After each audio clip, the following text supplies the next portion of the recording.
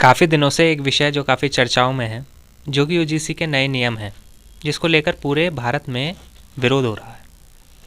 मेरे मन में एक सवाल आया कि अब हम जातियों में बँट गए हैं।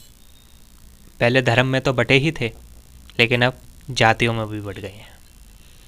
कल हमारा गणतंत्र दिवस था, तो हमारे देश को आज़ाद कराने वाले भगत सिंह, सुखदेव, चंद्रशेखर आज़ाद, सुभाष चंद्र बोस इसलिए ही इस देश के लिए अपने प्राण न्यौछावर कर गए कि आने वाली पीढ़ी हमारी धर्म पे बटे और जातियों में बटे, और जाति में भी जातियों में बटे।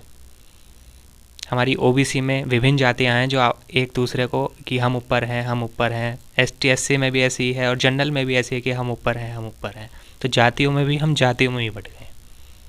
हम बात करते हैं विकसित होने की, विकसित देश बनाने की।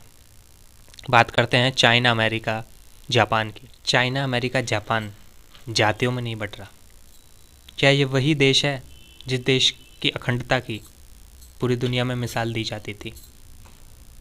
सरदार वल्लभ भाई पटेल जो कहते थे कि हम में एकता दिखानी चाहिए, आज वही देश जातियों में बट रहा है। हर जगह एक जाति दूसरी जाति से लड़ रही है। इसलिए ही भगत सिंह ने अपने इस देश के लिए जान न्यौछावर कर दी थी कि आने वाले समय में हम जातियों में बटें।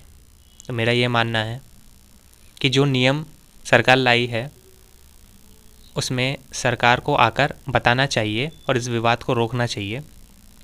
दूसरा, हमें भेदभाव को ख़त्म करना है, चाहे वो किसी भी जाति में हो, कुछ भी हो। जो भेदभाव है हमें उसे ख़त्म करना है, ना कि भेदभाव की आड़ में जातिवाद करना है। जय हिंद, जय भारत।